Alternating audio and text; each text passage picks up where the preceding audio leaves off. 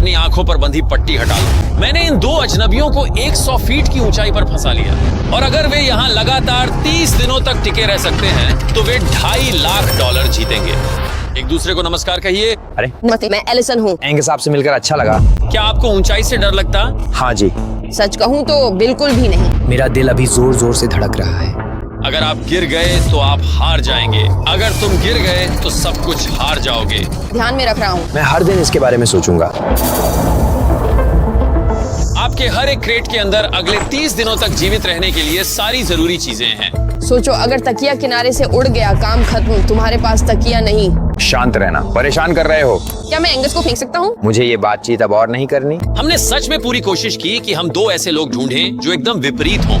Allison एक construction worker है।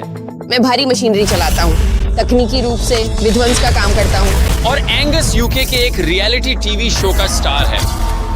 ये डेटिंग के बारे में है। क्या आप सिर्फ डेटिंग करके गुजारा करते हैं? हाँ, मुझे लगता है कि हम दोनों विपरीत हैं, सब ठीक हो जाएगा। लेकिन उन्हें इस बात का पता नहीं था कितना मुश्किल होगा। क्या ये बिल्कुल विपरीत स्वभाव वाले लोग पूरे 30 दिन तक टिक पाएंगे या तनाव इतना अधिक हो जाएगा कि उसे संभालना मुश्किल हो जाएगा? मैं तुम्हारा तंबू जला दूं। क्या आप मेरा तंबू जला देंगे? मुझे नहीं पता आपके बारे में, लेकिन मुझे लगता है कि मैं टेंट लगाने के लिए तैयार हूँ क्योंकि हवा चल रही है।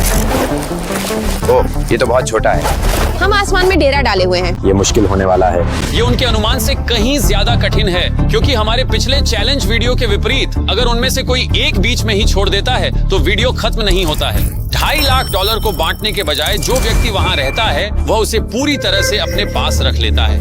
वास्तव में उन्हें अपने साथी को बाहर निकालने के लिए प्रोत्साहित किया गया है। मुझे लगता है कि मैंने शायद 2 घंटे ही सोया। बहुत ठंड थी। जब आप आसमान में रहते हैं तो आप 24 घंटे 7 दिन मौसम की मार झेलते हैं। जब तक हमें दूसरे दिन अपनी जैकेट्स की जरूरत न पड़े, ये बुरा है।